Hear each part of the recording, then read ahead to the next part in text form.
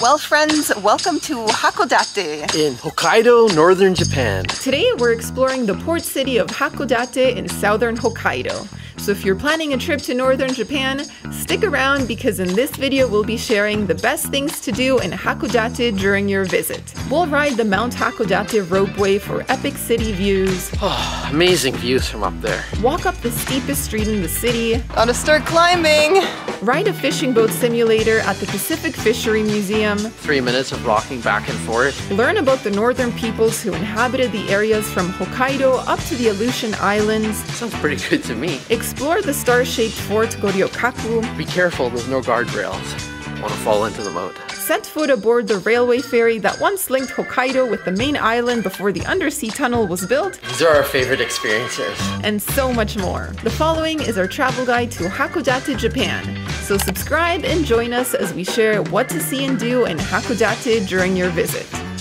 So one fun way to get around Hakodate is to take the vintage trams, lines 2 and 5. Thankfully, they both run just past our hotel. So that is how we got into town today.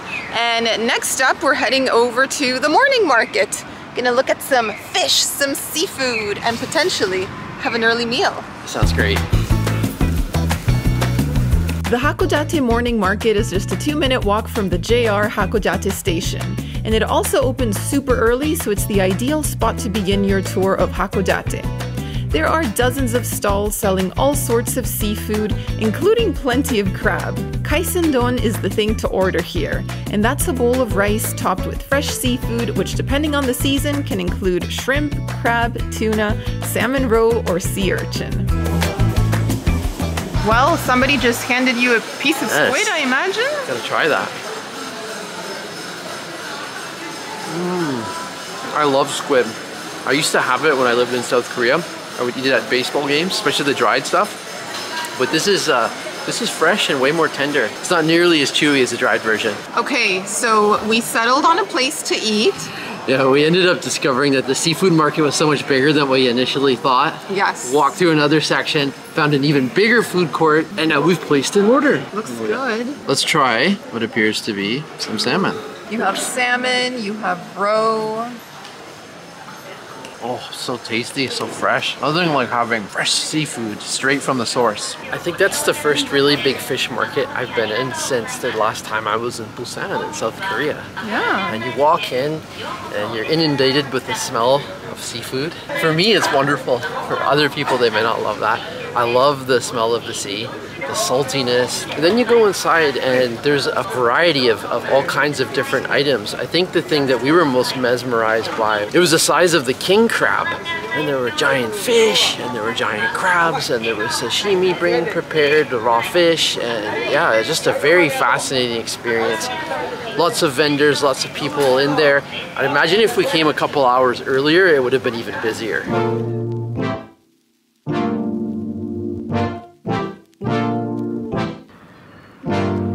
After visiting the fish market, we stumbled upon a giant ship moored in the harbor, so we decided to check it out. Turns out it was the Mashumaru, a former railway ferry that provided vital transportation between Hokkaido and Honshu, the main island of Japan. Basically, back in the day, if you arrived in Aomori or Hakodate by train and you needed to get across the Tsugaru Strait, you would have taken this ship. However, once the 53-kilometer undersea Seikan Tunnel opened, there was no longer a need for the ferry, marking the end of an era. The Mashumaru's final voyage was on March 13th, 1988. It is currently docked at the historic Number 2 Quay, the very location from which it once embarked on its regular journeys.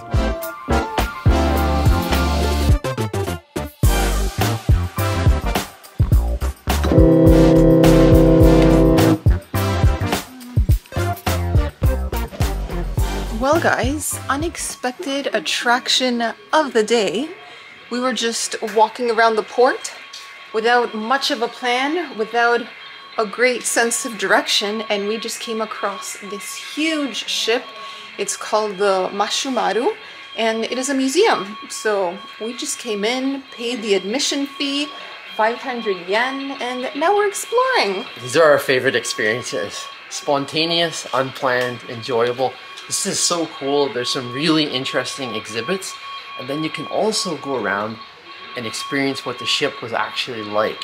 You can see all of the old technology. You're allowed to get up close and personal. They're not like, oh, don't touch this, don't go into there. Oh no, we've been pressing buttons. It's very interactive and it's very interesting. Also gives you some of the nicest views of the city from here. Yes. So come here, even if you're not that interested in the ship, you can come for the views.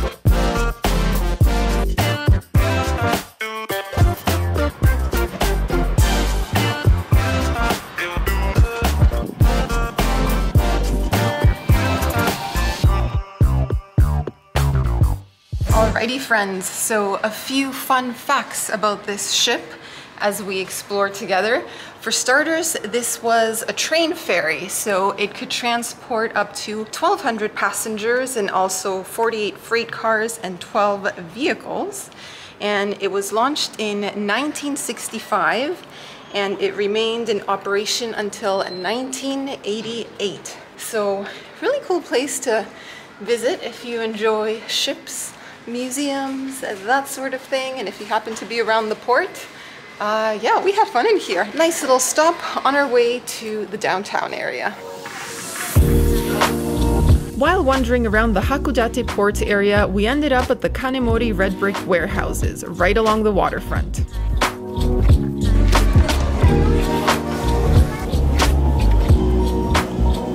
Okay, so next up we are visiting the Kanemori red brick buildings, and this has kind of been turned into a commercial complex. You've got these 4 different red brick buildings that were once warehouses and date back to 1909. And once you go in, there is so much to do. You can buy all sorts of souvenirs, you have restaurants, and you also have little stands selling crepes and ice cream and just all sorts of snacks. So a little bit of everything. If you're in the mood for a bit of shopping here in the port area, or you want to stock up on some souvenirs for your friends, this is one place to do it. Check it out. Woohoo! Alrighty. If you want to put your body to the test, we're now at the Hachiman Zaka slope, the steepest road here in Hakodate. You've actually got stairs leading up. That's how you get to the top. It's a hot and humid day. I hope we can make it pretty far up so we can show you the views of the harbor looking down. I think that's going to be pretty impressive.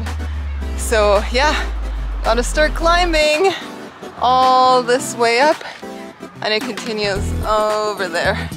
Woo-hoo-hoo. The heat. Heat. The heat. What about the heat? We are Rocky Mountain people now. We are not quite used to the heat yet. Give us another week. The Hachiman Slope is a popular spot in Hakodate that has appeared in plenty of movies and commercials. The stone-paved street is lined with trees on either side, and it offers beautiful views of the harbor. Just watch out for traffic if you plan to have a photo shoot.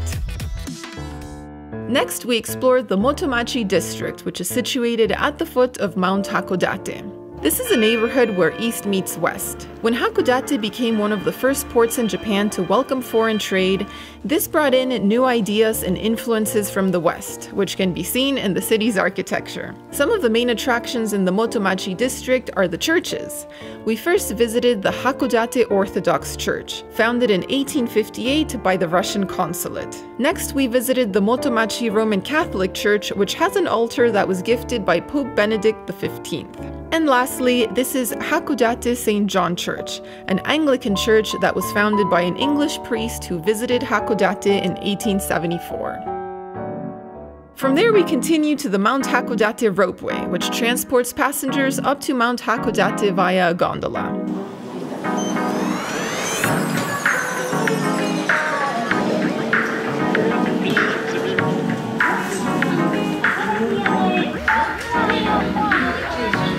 The views are amazing.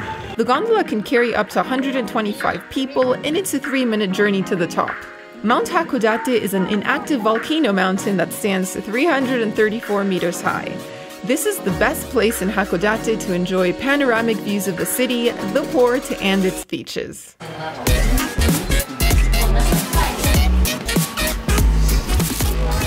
we decided to take the ropeway up. It's an excellent weather day to enjoy the views of the city. So it was 1,800 yen per person, and that is for the round trip ticket. But if you want, you can pay for a one-way ticket and then you just walk back down. Depends how active you want to be.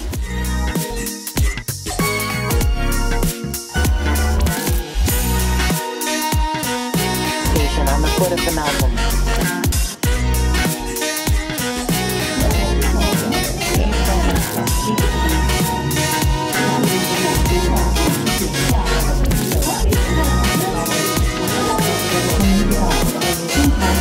Thoughts on the Hakodate ropeway? Oh, amazing views from up there. We got to escape the heat a little bit by going, yeah. So Yeah, it was there's great. a nice breeze atop the mountain. Oh, thank goodness. And to be honest, we had no idea the layout of the city. It's so much bigger than we thought. We had only seen the port harbor side, but there's also a beach side on the right hand. And then off in the distance, you have mountains. And if you look further afield, you see farmland. So there's quite a bit to see, quite a few interesting landmarks. Of course, you'll see some ships out on the water as well. And something to keep in mind when we visited, the frequency was every 15 minutes going up and down. So it goes quite often. The Old Public Hall of Hakodate is an important historic building in the city. This is where members of the imperial family stayed when they visited Hakodate. And grab slippers. Yeah, I need big too. So we made it to our next attraction. We are now visiting the old Hakodate Public Hall. It's a beautiful Western style building painted blue with like yellow gold accents. So we bought our admission ticket, took our shoes off. They gave us some slippers. And now we're just having a wander through this historic building, which is just so nice.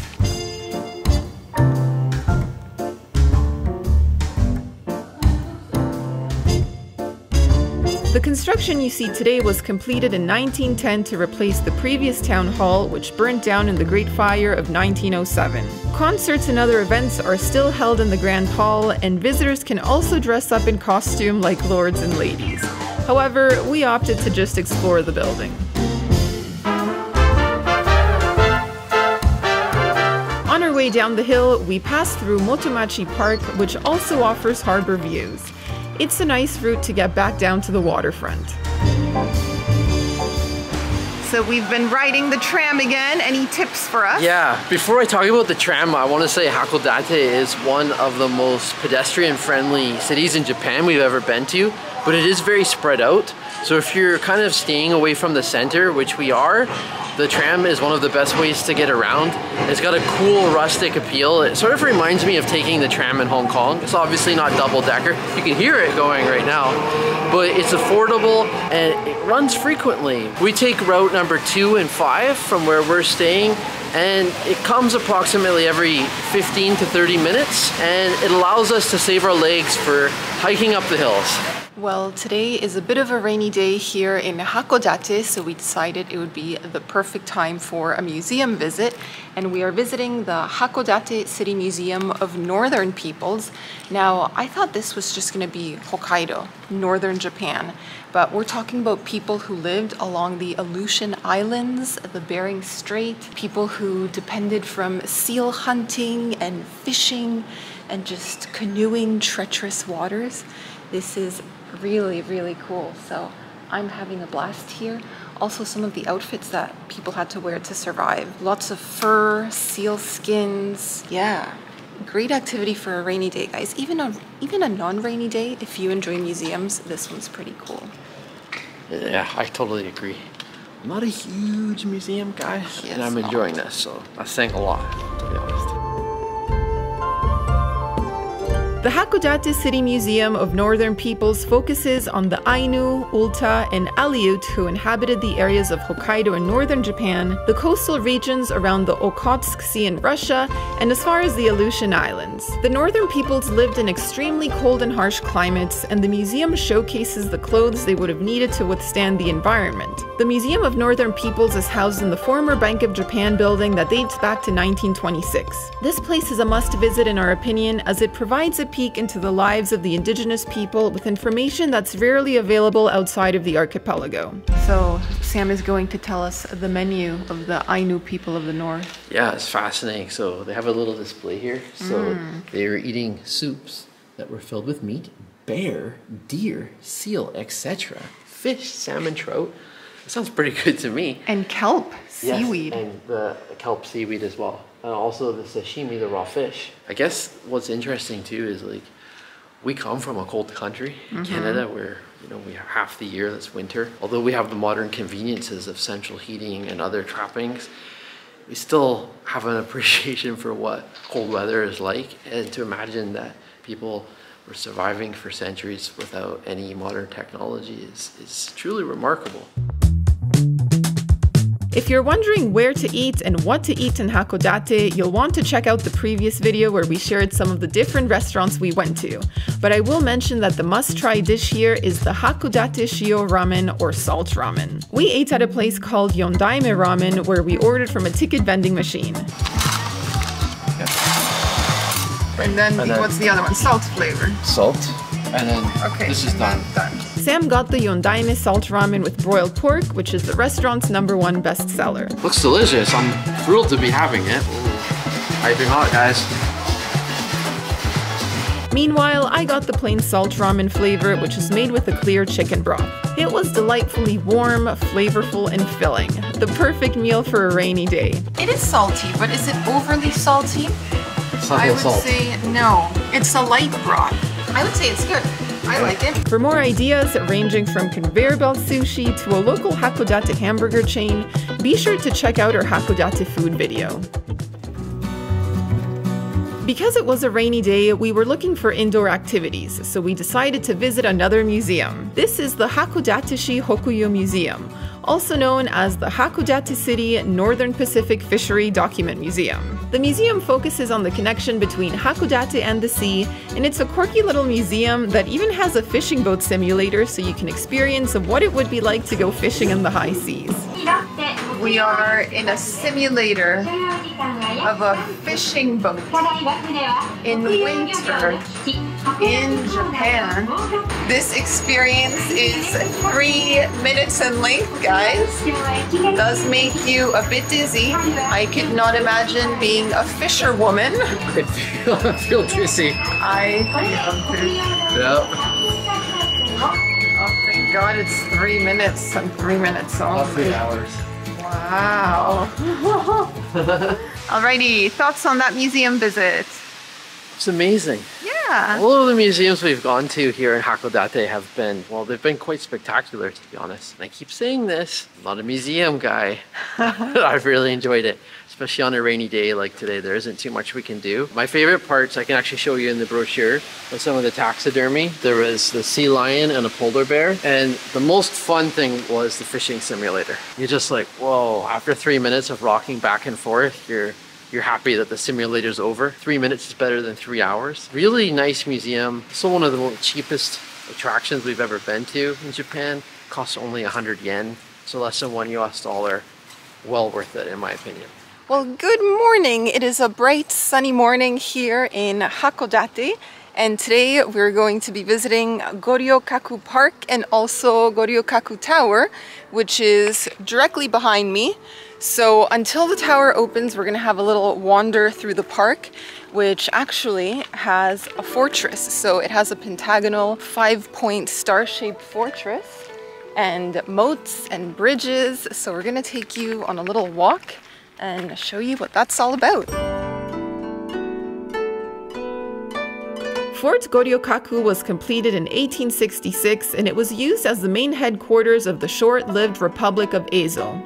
The island of Ezo is what's today known as the island of Hokkaido. The Republic of Ezo was the first government to attempt to institute democracy in Japan, though voting was only extended to the samurai caste, and it managed to exist for 5 months before it was annexed by the newly established Empire of Japan. So plenty of history here. And here we are in front of the Hakodate Magistrate's office. Voila. So the original building of the magistrate's office used to be over 3,000 square meters. And today you can see that part of it still stands. So this is about 1,000 square meters. And then on the ground, they have outlined where the other rooms and hallways and different spaces would have been. Obviously that no longer stands, but you can sort of see how much space it would have actually taken up. Like, this was huge. So we found, it's almost like a bit of a secret walking trail, and you go up some steps and you get a really nice view here. You get some mountain views, and you also get a high vantage point of the moat as well. Be careful, there's no guardrails. Don't want to fall into the moat. Yeah, you're up on the fortified walls right now. Yeah, the thing that I was thinking about this park is like, what a beautiful place for locals to go walking or jogging every day. We saw school kids riding their bikes on the way to school, and a lot of people using this park for recreation. Beautiful, well-maintained, and just a lovely attraction here in the city.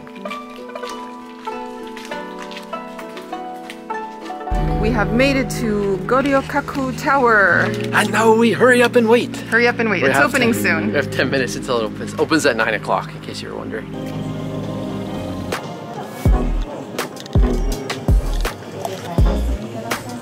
Goryokaku Tower stands 107 meters tall, and visitors can access the observation deck for a bird's eye view of Hakodate.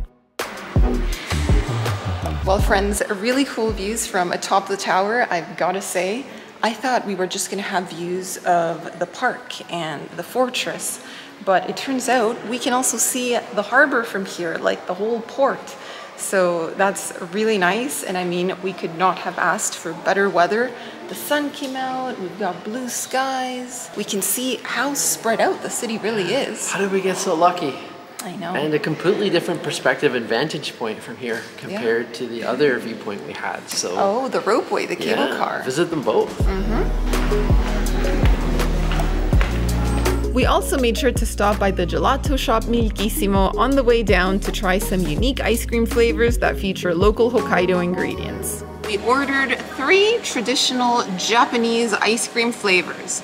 So we have a northern winterberry, we have pumpkin, and purple sweet potato. Very new flavors for us. So purple sweet potato, surprisingly sweet for a potato. The berry I love. And then we have the pumpkin. It's very creamy. Definitely worth trying. Okay, so we thought we would do some closing thoughts on our time in Hakodate. I think I speak for both of us when I say that we were very pleasantly surprised and had a lot of fun here. Oh man, did we ever. I honestly, it's not that I didn't have the highest of expectations, it's just I didn't know what to expect here. And I came here and absolutely loved it. I came away feeling like this is one of the most livable cities I've ever been to in Japan. Like, I enjoyed it as a tourist, but I was also thinking, like, if I was going back to being a teacher or something, this would be the kind of city where I'd like to base myself. Beautiful place, spread out, friendly locals, lots to do, nature, you're by the water, you've got the mountains nearby, you've got rural areas, you've got farm fields, you've got lots of attractions, great local eats. What's there not to enjoy here? There's lots to love. And for my part, before coming here, I kind of viewed this as a bit of a stopover city on the way north to Sapporo. But honestly, this is a destination in and of itself. There is so much to do here. Like, we had 3 action-packed days, and we could have stayed longer. I would have enjoyed a week here, to be honest. There's so much to do. So guys, we hope you enjoyed our things to do in Hakodate travel guide. And if you did, please give it a thumbs up, subscribe, and leave a comment as well. And we'll see you soon with more videos from Japan. Ta-ta. Bye.